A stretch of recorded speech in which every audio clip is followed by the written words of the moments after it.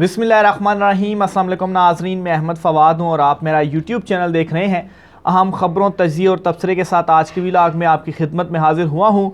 3-4 बड़ी अहम ख़बरें हैं जो मैंने आपके साथ शेयर करनी है। सबसे पहले तो निगरान वज़ीर-ए-आज़म अनवारुल हक काकड़ की बरतरफ़ी से मुतल्लिक बड़ी एक अहम और एक्सक्लूसिव ख़बर है, वो आपके साथ मैं शेयर करूँगा। इलेक्शन कमीशन ऑफ पाकिस्तान से इस हवाले से ख़बर है।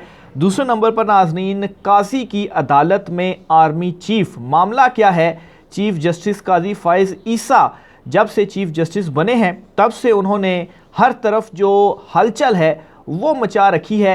हर कोई जो है, उनकी जो नज़रें हैं वो सुप्रीम कोर्ट ऑफ पाकिस्तान की तरफ हैं। कुछ इस हवाले से भी अहम तरीन तफसीलात हैं, आपके साथ मैं शेयर करूँगा। इमरान खान साहब के हक़ में एक अहम जो रिपोर्ट है वो पेश कर दी गई है और ये रिपोर्ट और किसी ने नहीं बल्कि उनके मुखालफीन ने पेश की है और वो ख़ुद अब ये मानने को मजबूर हो चुके हैं कि इमरान खान और इमरान खान। इस हवाले से भी कुछ अहम तरीन तफसीलात आज की व्लॉग में आपके सामने रखूँगा। सबसे पहले तो नाज़रीन, supreme court of Pakistan chief justice Qazi Faez Isa के हवाले से जो डिटेल्स हैं वो आपके साथ मैं शेयर करूँगा। तो मामला कुछ यूँ है कि बड़ी एक अहम दरख्वास्त जो है वो सुप्रीम कोर्ट ऑफ पाकिस्तान में दायर की गई है और ये दरख्वास्त बुनियादी तौर पर आर्मी चीफ़ के हवाले से है और बेसिकली फ़ौज के और आर्मी चीफ़ दोनों के हवाले से है। और ये जो दरख्वास्त है वो आर्टिकल 184(3) के तहत एडवोकेट राजा इरशाद की जानिब से दायर की गई है।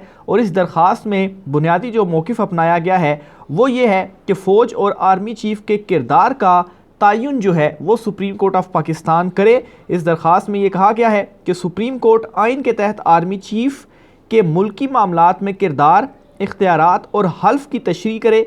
सुप्रीम कोर्ट जो है वो मुल्क में आइनी हुकूमत ना होने की वजह से मुल्क में अनारकी की सूरत हाल डिक्लेयर करे। इसके अलावा सुप्रीम कोर्ट तमाम फ़रीक़ैन को मुल्क में आइनी हुकूमत यकीनी बनाने के अहकामात दे और फ़ौज को बदनामी से बचाना मुल्की मफाद में है। और इसमें वफाकी हुकूमत, वज़ीर-ए-आज़म, आर्मी चीफ़ आसिम मुनीर को फ़रीक बनाया गया है। तो बड़ी ये अहम दरख्वास्त चीफ़ जस्टिस काजी फ़ाइज़ ईसा की अदालत में सुप्रीम कोर्ट ऑफ पाकिस्तान में दायर की गई है और बुनियादी जो इसका एक नुक्ता है वो यही है, आर्मी चीफ़ और फ़ौज के जो किरदार है इस हवाले से वो तयन कर दे, इनकी जो लिमिट्स हैं इस हवाले से वो तयन कर दे और इनके जो इख्तियारात हैं और इनके जो हल्फ है इनकी जो तशरीह है वो भी कर दे। क्योंकि इन दिनों इस हवाले से काफ़ी ज़्यादा जो गुफ्तगू है वो भी हो रही है, बल्कि इन दिनों क्या शुरू से ही 1947 से लेकर अभी तक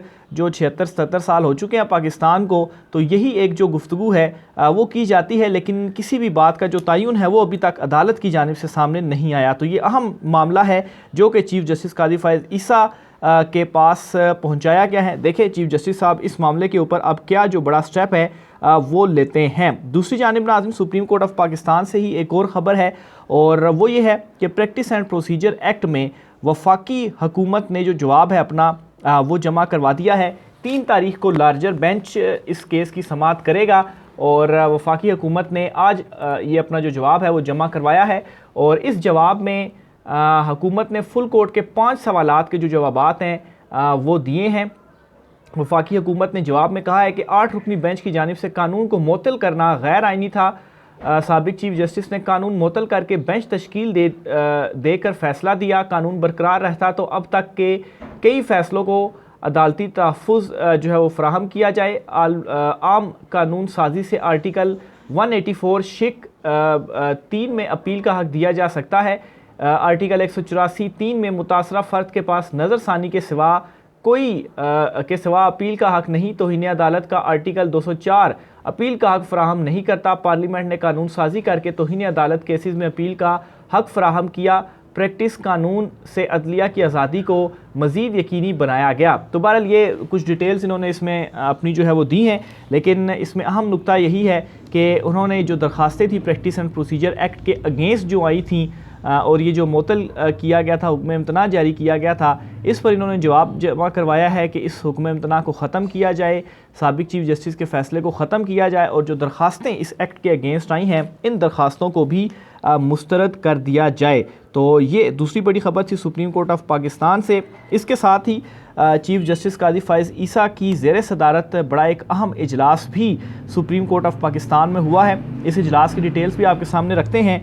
बेसिकली इस इजलास में अटॉर्नी जनरल और चारों सूबाई जो एडवोकेट जनरल्स हैं और इसके अलावा जो प्रोसिक्यूटर जनरल्स हैं, इन्होंने बेसिकली इस इजलास के अंदर शिरकत की थी और चीफ जस्टिस कादी फ़ाइज़ ईसा ने ये जो इजलास है वो बुलाया था और इसमें जो बुनियादी नुक्ता था जो कि डिस्कस भी हुआ और जिसके ऊपर जो तजावीज़ थी वो भी तलब की गई, वो ये था कि सुप्रीम कोर्ट जो है वो ऐसा क्या काम करे या सुप्रीम कोर्ट में मज़ीद चीज़ों को बेहतर करने के लिए क्या जो तजावीज़ वगैरह हैं वो आप हमें दें, किन चीज़ों के ऊपर इम्प्लीमेंट किया जाए कि बेहतरी लाई जा सके निज़ाम इंसाफ के इस सिस्टम में। और इसमें जस्टिस सरदार तारिक मसूद जो थे उन्होंने भी शिरकत की। अच्छा, अब यहाँ पर बड़ी एक हैरानकुन बात है, चीफ जस्टिस कादी फ़ाइज़ ईसा और जस्टिस सरदार तारिक महमूद इन दोनों ने इस इजलास में ये मौजूद थे। ज़ाहिर सी बात है जस्टिस सरदार तारिक मसूद सीनियर तरीन जज हैं इस वक्त और जस्टिस एजाजुल अहसन जो है वो सीनियरिटी में तीसरे नंबर पर है, यानी कि चीफ जस्टिस, फिर जस्टिस सरदार तारिक मसूद और फिर जस्टिस एजाजुल अहसन। लेकिन एक तरफ तो चीफ जस्टिस साहब जो हैं वो ये कहते हैं और जो उनकी कोशिशें भी थीं और ख़ास तौर पर जो 3 रुकनी कमेटी और अज़ खुद नोटिस इख्तियारात बेंचेस के इख्तियारात के हवाले से कि 3 रुकनी कमेटी बनेगी और 3 सीनियर जजेस उसमें मौजूद होंगे। लेकिन अब ये वाला जो मैटर था इसमें जस्टिस एजाजुल अहसन साहब जो हैं वो नहीं हैं।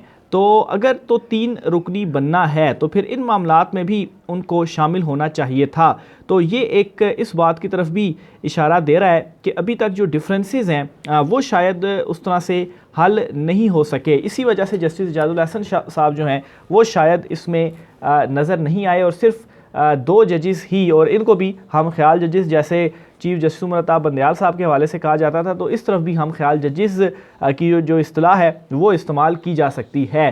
तो बहरहाल इसमें निज़ाम इंसाफ को बेहतर बनाने के लिए कुछ तजावीज़ के ऊपर गौर भी किया गया और जो है वो कुछ मज़ीद जो तजावीज़ वगैरह हैं वो भी मांगी गई कि किस तरह से चीज़ों को मज़ीद बेहतर बनाया जा सकता है।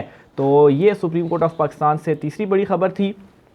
आगे चलते हुए नाजरीन, निगरान वज़ीर-ए-आज़म अनवारुल हक काकड़ की बरतरफ़ी से मुतल्लिक़ क्या मामला है, इस पर भी चीज़ से आपके साथ में शेयर करता चलूँ। तो हुआ कुछ यूँ है कि इलेक्शन कमीशन ऑफ पाकिस्तान में एक और बड़ी अहम जो दरख्वास्त है वो दायर की गई है और इस दरख्वास्त में निगरान वज़ीर-ए-आज़म अनवारुल हक काकड़ जो हैं उनको बरतरफ़ करने के लिए ये जो दरख्वास्त है वो दायर की गई है और इसमें ये इस्तदा की गई है कि निगरान वज़ीर-ए-आज़म को अपने ओहदे से बरतरफ़ किया जाए। ना सिर्फ निगरान वज़ीर-ए-आज़म को बल्कि जो निगरान मुशीर हैं और प्रिंसिपल सेक्रेटरी हैं इसमें सईद तोकीर, हुसैन अहमद चीमा और फवाद हसन फवाद, इनको भी अपने ओहदों से बरतरफ़ किया जाए। ये इस दरख्वास्त में इस्तदा की गई है और जो इसमें मौक़िफ़ अपनाया गया है वो ये अपनाया है कि निगरान वज़ीर-ए-आज़म और इनके मुशीरों के होते हुए मुल्क में शफाफ इंतखाबात मुमकिन नहीं है, इसलिए उनको फौरी तौर पर बरतरफ़ किया जाए। और जो इसमें एक रीज़न दी गई है कि निगरान वज़ीर-ए-आज़म और दोनों मुशीर और जो प्रिंसिपल सेक्रेटरी हैं ये गुज़श्ता हुकूमत में भी अहम ओहदों पर तैनात थे, तो इसलिए इनके होते हुए ये मुमकिन नहीं है कि शफाफ इलेक्शंस हों, क्योंकि निगरान हुकूमत का बुनियादी काम ही यही है कि वो शफाफ इंतखाबात करवाए। लेकिन चूँकि ये गुज़श्ता हुकूमत में भी स्टेक होल्डर्स थे, ओहदों पर तैनात थे और वैसे ही इस हुकूमत के हवाले से ये तासुर है कि इसमें जो बहुत सारे लोग हैं वो मुस्लिम लीग नून के बड़े करीबी लोग हैं, नून लीग के, तो ये एक किस्म की नून लीग की ही जो हुकूमत है वो बनाई गई है। तो इस वजह से भी और बहरहाल ये जो दरख्वास्त है वो इलेक्शन कमीशन ऑफ पाकिस्तान में दायर की गई है कि इन तमाम को अपने ओहदों से फारिग कर दिया जाए। बहरहाल इलेक्शन कमीशन मेरा नहीं ख्याल कि इस दरख्वास्त को टेकअप करेगा। इससे पहले इलेक्शन कमीशन का क्या रोल रहा है, क्या किरदार रहा है, वो भी आपके सामने है।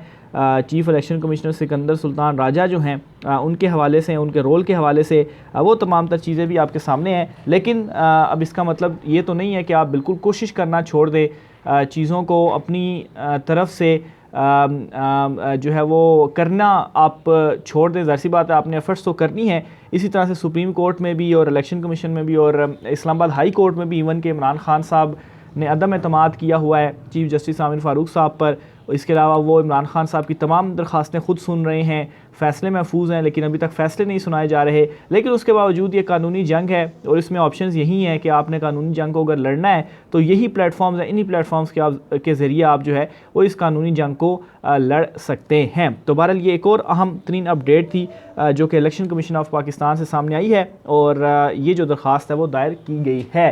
चीफ जस्टिस काजी फ़ाइज़ ईसा के हवाले से एक और भी ख़बर है सुप्रीम कोर्ट ऑफ पाकिस्तान से, ये भी आपके साथ मैं शेयर करता चलूँ। बेसिकली हुआ ये है कि लफ्ज़ साहब का इस्तेमाल करने पर चीफ जस्टिस काजी फ़ाइज़ ईसा को दौरान समात गुस्सा जो है वो आया है। इसकी भी तफसीलात आपके साथ मैं शेयर करता चलूँ। एक मुकदमा जो है वो चीफ जस्टिस काजी फ़ाइज़ ईसा के सामने लगा और इस मुकदमे में जो वकील साहब थे वो अपने अफसर को बुलाने के लिए या जो सरकारी मुलाजिम जो थे वो अपने अफसर को बुलाने के लिए साहब लफ्ज़ का जो है वो इस्तेमाल कर रहे थे, जिसके ऊपर चीफ जस्टिस काजी फ़ाइज़ ईसा ने सख्त सरजनिश उनकी की और कहा कि ये अल्फाज आप इस्तेमाल ना करें। बेसिकली क्या हुआ सारा मामला आपके सामने रखता हूँ। सुप्रीम कोर्ट में पंजाब हुकूमत की जानिब से ज़मीन के मुआवजे के केस की समाअत के दौरान चीफ जस्टिस काजी फ़ाइज़ ईसा एडिशनल एडवोकेट जनरल पंजाब और सरकारी मुलाजमीन पर बरहम हो गए। सरकारी मुलाजमीन के अपने अफसर के लिए साहब का लफ्ज़ इस्तेमाल करने पर चीफ जस्टिस काजी फ़ाइज़ ईसा ने अदालत में सख्त सरजनिश भी की। डायरेक्टर लैंड रेवेन्यू बोर्ड ने अदालत में कहा कि मेंबर साहब ने मुआवजे की अदायगी का अमल शुरू किया है। इस पर चीफ जस्टिस काजी फ़ाइज़ ईसा ने कहा कि ये साहब क्या होता है, हम 47 में आज़ाद हो गए थे, ये ग़ुलामी वाला तासुर जहनों से निकाल दें। चीफ जस्टिस काजी फ़ाइज़ ईसा ने कहा कि हमें और आपको अवाम की जेबों से तनख्वाहें मिलती हैं, अवामी पैसे से तनख्वाहें लेकर हमारी कारकर्दगी सिफर है। डाकुओं और रियासत में कोई तो फ़र्क होना चाहिए। अदालत के साथ शफाफ रवैया होना चाहिए। निज़ाम इंसाफ से मजाक का सिलसिला बंद होना चाहिए। तो ये बेसिकली एक केस था। मज़ीद भी इसकी काफ़ी डिटेल्स हैं, लेकिन असल मुद्दा ये था कि साहब का लफ्ज़ इस्तेमाल करने पर चीफ जस्टिस जो है वो काफ़ी गुस्से में आए और उन्होंने सरजनिश भी की और एक तरह से रोका भी कि हम आज़ाद हो गए थे और अब आप इस तरह के जो अल्फाज हैं वो ऐसे अदालत में इस्तेमाल ना करें। तो ये एक जो है वो वाक़या हुआ था। कल बेसिकली ये समाअत हुई थी, लेकिन कल और बहुत सारी चीज़ें थी। आपके साथ फैज़ाबाद धरना केस दीगर चीज़ें मैं शेयर करता रहा। तो ये एक दिलचस्प वाक़या था जो कि काजी फ़ाइज़ ईसा साहब की अदालत में आज हुआ। मैंने कहा ये भी आपके सामने मैं रखता चलूँ। तो ये नाज़रीन आज की कुछ आम तरीन तफसीलात थी। मैं देख लूँ अगर कोई मज़ीद कुछ जो डिटेल्स है। जी, इमरान खान साहब के हक़ में बड़ी एक अहम रिपोर्ट जो है वो पेश हुई है और ये रिपोर्ट और किसी ने पेश नहीं की बल्कि ख़ुद मरीम नवाज़ की जानिब से जो रिपोर्ट है वो पेश की गई है। बेसिकली जो मीटिंग हुई थी नवाज़ शहबाज और मरीम नवाज़ और दीगर रहनुमाओं के दरमियान जो इजलास हुआ था लंदन में, इसकी कुछ डिटेल्स आपके साथ मैंने कल शेयर की थी, लेकिन इसमें कुछ रिपोर्ट्स जो हैं ख़ास तौर पर पंजाब के हवाले से वो पेश की गई हैं और इसमें बताया गया है कि अगर इलेक्शंस हों तो तब मुस्लिम लीग नून और पाकिस्तान तहरीक इंसाफ का जो मार्जिन है वो कितना रहेगा। और इस रिपोर्ट्स में भी जो कि पेश की गई, मरीम नवाज़ ने पेश की, नवाज़ शरीफ को ये इकरार किया गया कि इमरान खान पॉपुलर है और इलेक्शंस होते हैं तो इमरान खान ही जीतेगा। और थोड़ी सी परसेंटेज ऊपर नीचे की, हालांकि इमरान खान साहब की पॉपुलैरिटी से बहुत ज़्यादा है, 80-90% है, लेकिन इन्होंने अपनी जो रिपोर्ट्स पेश की हैं जी कि पंजाब में 60-40 का जो तनासुब है वो है, यानी कि 60% जो हैं वो इमरान खान और 40% नून लीग। और कहा यह गया है जी कि अगर नवाज़ शरीफ साहब आप वापस आते हैं तो फिर इस तनासुब में बेहतरी हो सकती है, यानी कि हो सकता है 50-50 हो जाए। लेकिन खैर ये उनकी अपनी रिपोर्ट्स हैं जो कि उन्होंने पेश की हैं। इमरान खान का बिल्कुल रेटिंग जो है वो इससे कई गुना ज़्यादा है, 80-90% पे है, लेकिन स्टिल ये आपके सामने रखने का मकसद ये था कि इवन के उन्होंने अपनी मर्ज़ी की जो रिपोर्ट्स पेश की हैं उन रिपोर्ट्स के अंदर भी उन्होंने ये इकरार किया है कि इमरान खान इस वक्त पॉपुलर है। और एक और इकरार आज राना सनाउल्लाह की जानिब से भी किया गया है और राना सनाउल्लाह ने इनडायरेक्टली ये एक्सेप्ट भी किया है कि नवाज़ शरीफ अगर पाकिस्तान वापस आते हैं तो उनके इस्तकबाल की जो तैयारियां की जा रही हैं, लोग ज़्यादा नहीं आएंगे, तो इसलिए उन्होंने एक तरीक़ाकार बताया कि हम कैसे ज़बरदस्ती लोगों को जो जलसा अगर हम करेंगे तो उसमें लेकर आएंगे। तो राना सनाउल्लाह साहब कहते हैं जी कि 21 अक्टूबर के लिए मोबाइल ऐप बनवाई है जो बताएगी कि बंदा जलसे में है या घर बैठा हुआ है। यानी कि कुछ लोगों को आपने बिरयानी या पैसे देकर ज़बरदस्ती बुलाना है, ज़बरदस्ती लेकर आना है, तो हो सकता है वो पैसे लेकर मुकर जाए, वो बाद में आए ना। तो मेक श्योर करने के लिए इन्होंने ऐप बना ली और सबसे फ़ोन नंबर्स ले रहे हैं, उस ऐप में डालेंगे और फिर ये देखेंगे कि ये हमारे बंदे हैं, इनको हमने जो है वो बुलाया हुआ था तो ये क्यों नहीं आए, और इस तरह से ऐप के ज़रिए उनके ऊपर निगरानी रखी जाएगी। इमरान खान के ऊपर अभी भी कितनी ज़्यादा जो है वो पाबंदियाँ और PTI का झंडा भी नहीं उठाने दिया जाता, लेकिन उसके बावजूद लोग ख़ुद निकल रहे हैं। KP में जो कल सूरत हाल हुई वो भी आपके सामने है। तो बहरहाल राना सनाउल्लाह साहब जो हैं वो ये स्ट्रेटजी बता रहे हैं कि किस तरह से उन्होंने बंदों को लेकर आना है और इसमें टेक्नोलॉजी का इस्तेमाल करते हुए कैसे मेक श्योर करना है कि बंदे होंगे। अच्छा, इसमें वो कहते हैं जी कि उन्होंने कहा जी कि सूबाई असम्बली के उम्मीदवार 500 अफराद की लिस्ट और गाड़ियों के नंबर भेजेंगे। 21 अक्टूबर को हर सूरत 500 बंदे लाने का टारगेट पूरा करना है। हर सूबाई हल्के में 500 अफराद आने चाहिए जिनके नामों की लिस्ट पेशगी जमा करानी है। मज़ीद वो कहते हैं जिसने 2 मरतबा मुल्क को बरानों से इसको मौका। अच्छा, आगे नवाज शरीफ को तारीफ़ करते हैं। बहरहाल वो ये बता रहे हैं कि कैसे जो है वो मेक श्योर उन्होंने करना है कि जो जिन लोगों को इन्होंने टिकट देना है उनसे कहा जी कि आपने 500 बंदों की फहरिस्त, नंबर और गाड़ी नंबर वगैरह देना है और फिर मेक श्योर करना है और इस ऐप के ज़रिए मेक श्योर करना है कि ये सारे के सारे जो लोग हैं वो आएंगे। लेकिन ये कुछ करने के बावजूद भी आप देखेंगे कि नवाज़ शरीफ का इस्तकबाल करने के लिए ना होने के बराबर जो लोग हैं वो मौजूद होंगे। राय का सर कीजिएगा। आज की व्लॉग से इतना ही, मुझे इजाज़त दीजिए। अल्लाह हाफ़िज़।